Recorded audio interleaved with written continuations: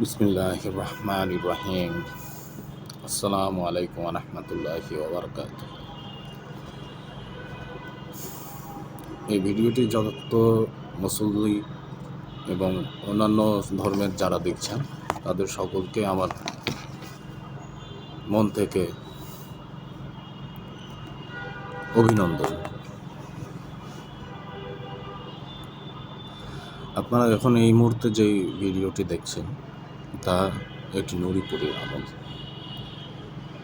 এবং এই আমলটি আপনারা কিভাবে করবেন, কিভাবে শুরু করবেন, এর আমলিয়াত কি, এর আমল কি, এর নিয়ম কি,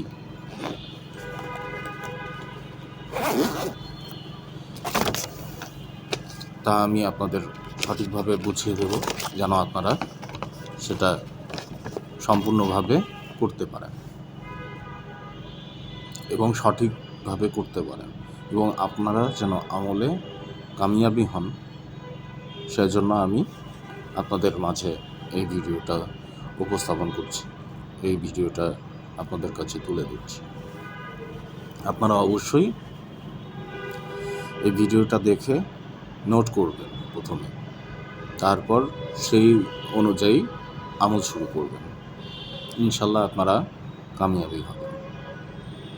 আমার দোয়া থাকবে আপনাদের সকলের জন্য, যেন আপনারা কামিয়াবি হতে পারেন। আমার কাছ থেকে ইজাজত নিয়ে নেবেন। ইজাজত নিতে কোনো প্রকার টাকা পয়সা খরচ করা প্রয়োজন হবে না। আমি এমনিতেই আপনাদের সকলের জন্য ইজাজত দিয়ে দেব, কিন্তু ইজাজত দেওয়ার জন্য কিছু শর্তাবলী রয়েছে। সেই কারণে আপনারা আমার সাথে যোগাযোগ করবেন এবং যোগাযোগ করে বিষয়টা সম্পর্কে জেনে নেবেন। কিভাবে করতে হবে আমলটি, এবার সেটা আপনাদের মাঝে তুলে ধরা যায়। একা রুমে করতে হবে। যে রুমে করবেন, যে কক্ষে করবেন, সেই কক্ষটা অবশ্যই খালি হতে হবে। সেখানে অন্য কোনো মানুষ থাকতে পারবে না আপনি ছাড়া। একা রুমে একাকিত্বের সাথে আমলটি করতে হবে। যে রুমে আপনি আমলটা করবেন সেই রুমে 7 দিন পর্যন্ত অন্য কোনো মানুষ সেখানে প্রবেশ করতে পারবে না, এবং প্রতিদিন একই সময়ে আপনাকে এই আমলটা করতে হবে। সকালে উঠে নামাজ পড়তে চলে যাবেন, অন্য কাজ করতে পারবেন, কোনো সমস্যা নেই, কিন্তু 7 দিন পর্যন্ত এই আমলটা আপনাকে করতে হবে। কিভাবে করবেন, করার নিয়ম বিশ্বাসের সহিত করতে হবে, তাহলেই আপনি কামিয়াবি হবেন।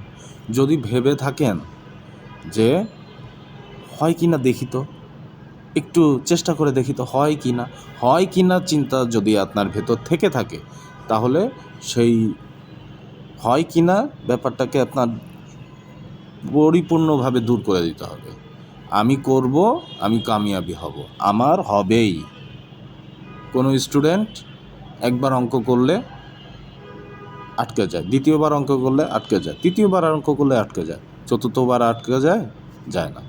ঠিক তেমনি আপনাকেও বারবার এটাকে চেষ্টা করতে হবে, কিন্তু মন থেকে, এবং আমি যা করব সেটা আল্লাহর উপর ভরসা করে করব, এবং আমি এটাতে সফলকামী হব, আমি এতে কামিয়াবি হব, এটা আপনার ভেতরে থাকতে হবে। তাহলেই আপনি শুধুমাত্র কামিয়াবি হতে পারবেন, নতুবা নয়। যারা ভাবছেন যে চেষ্টা করে দেখি তো হবে কি না, হয় কি না চিন্তা থাকলে এখনই বাদ দিয়ে দেন, এটা আপনার দ্বারা হবে না। আর যদি আমল চিন্তা ভাবনা করে থাকেন যে আমি আমল করব এবং কামিয়াবি হব, তাহলে আপনি শুধুমাত্র কামিয়াবি হতে পারবেন।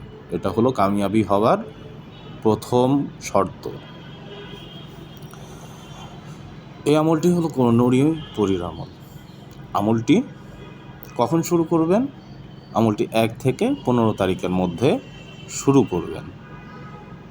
এর মাধ্যমে আপনি কী কী হাসিল করতে পারেন? ধন দৌলত হাসিল করতে পারেন, মানুষকে উপকার করার ক্ষমতা হাসিল করতে পারেন, মানুষকে সঠিক পথে আনার চিন্তাভাবনা, ধ্যান ধারণা এবং সঠিক পথ অবলম্বন করার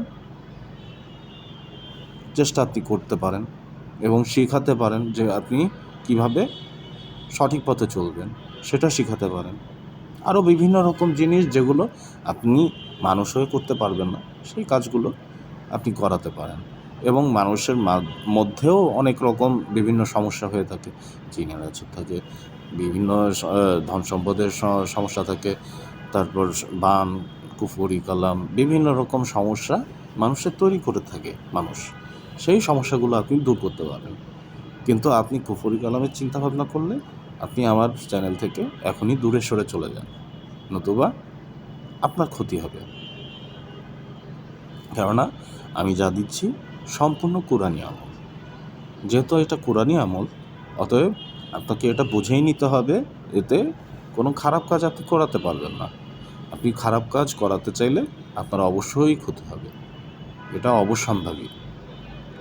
এতে অন্য কোনো কিছু দিয়ে আপনাকে আমি নিরাশার দিকে নিয়ে যেতে চাই না। আমি যেটা সত্য সেটা আপনাদের কাছে তুলে ধরতে চাই এবং এটাই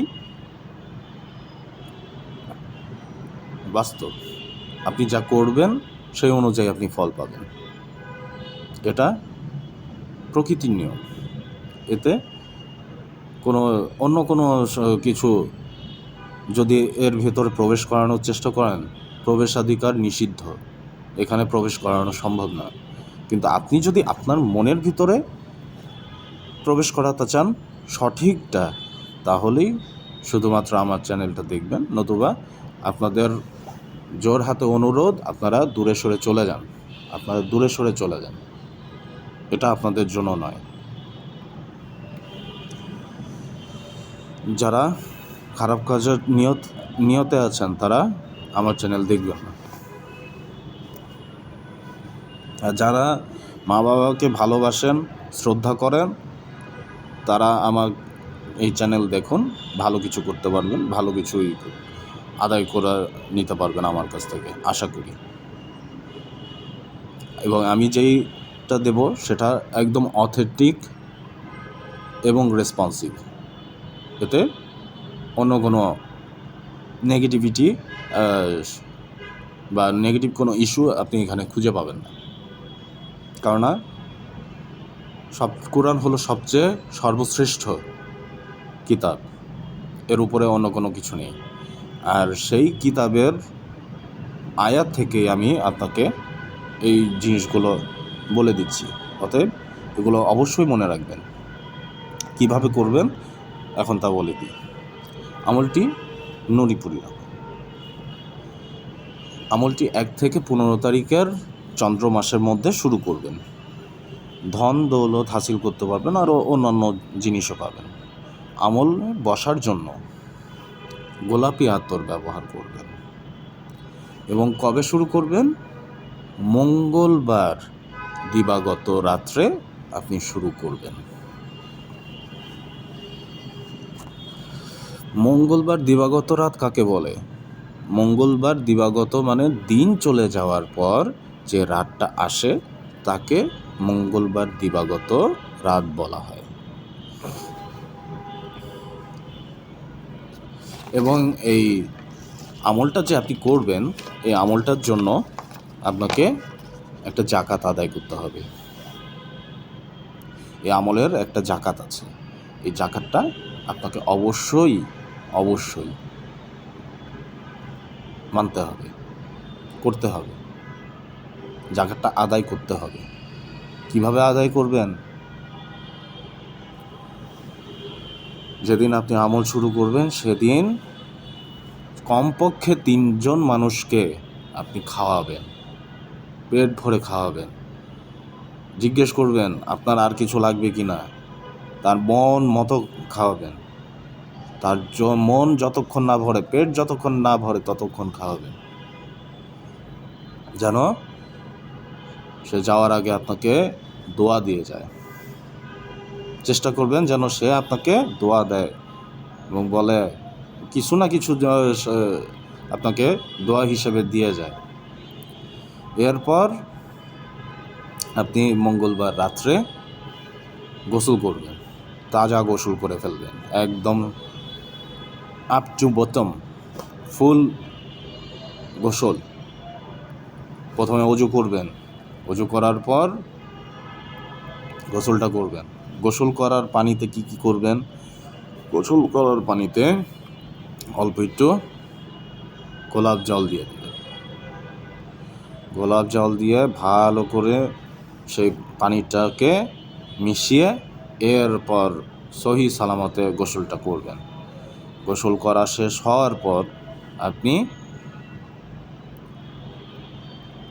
সাদা জব্বা বা সাদা পাঞ্জাবি, সাদা পায়জামা বা সাদা লুঙ্গি, সম্পূর্ণ সাদা পোশাক আপনাকে পরতে হবে, পরিষ্কার পরিচ্ছন্ন পোশাক।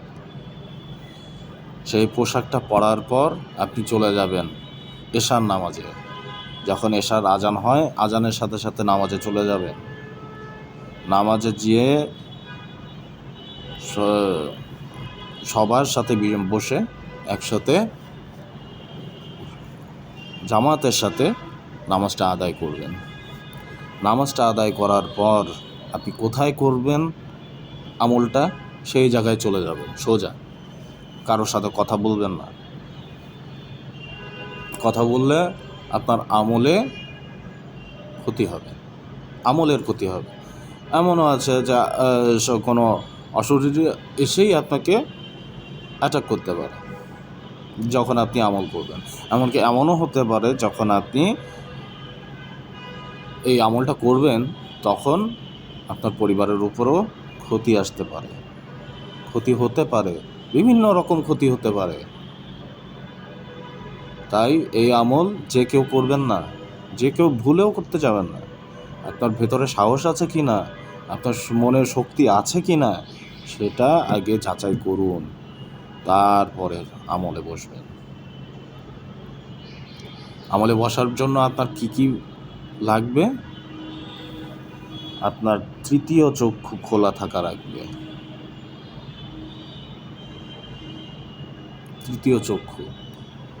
তৃতীয় চক্ষু খোলা না থাকলে আপনি হাজিরা দেখবেন কিভাবে?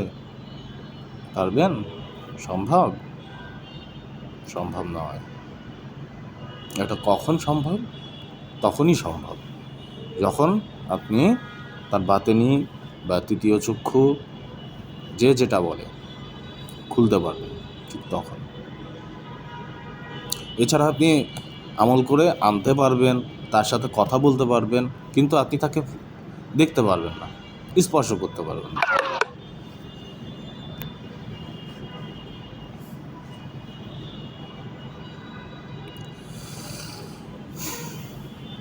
তো আপনি যেখানে আসলেন, এসে শুরু করলেন আপনার আমল। আপনি যেখানে আমলটা শুরু করবেন সেখানে প্রথমে দাওরা টেনে নেবেন। দাওরা কাকে বলে? আপনি যেখানে বসেছেন তার 2.5 গজের মধ্যে চারিদিক থেকে একটা ঘূর্ণা দিয়ে দেবেন। ঘূর্ণাটা দেবেন কি দিয়ে সেটাও তো জানতে হবে। ছুরি দিয়ে দেবেন, ধারালো ছুরি দিয়ে একটা ঘুরান দিয়ে দেবেন, দরগা কেটে দেবেন। কিংবা ছুরি নাই সাথে, মার্কার পেন নেবেন, মার্কার পেন দিয়ে দিবেন। মার্কার পেন নাই সাথে, চক আছে, চক দিয়েই করবেন। যেটা আছে 3টার যে কোনো একটা দিয়ে আপনি করবেন। করার পর সেখানটায় বসবেন। বসার পর প্রথমে কি করবেন? প্রথমে আপনি আয়াতুল কুরসি পড়বেন একবার, এরপর বিসমিল্লাহর সহিত সূরা ফাতিহা পড়বেন 3 বার, এরপর চারকুল পড়বেন 3 বার, তারপর বলবেন আস্তাগফিরুল্লাহ মিন কুল্লি জামবি ও অতুবু ইলাইহি লা হাওলা ওয়ালা কুওয়াতা ইল্লা বিল্লাহিল আলিয়্যিল আযীম, এটা পড়বেন 3 বার। এরপরে সালাম দেবেন। কাকে দেবেন সালাম? যত নবী রাসূলগণ আছেন, যত অলিগণ আছেন, যত ফেরেশতাগণ আছেন, সকলকে আপনি সালাম দেবেন আপনার পক্ষ থেকে। যত মুসলিমগণ আছেন, হিন্দু হোক, বৌদ্ধ, যত কিছু আছে, যত ধর্মের লোকই থাক না কেন, তাদের সকলকে আপনার অন্তঃস্থল থেকে সালাম দেবেন।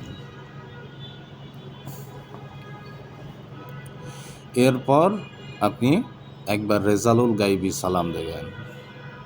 এরপর আপনি একবার আশরাফে আমির পাঠ করবেন।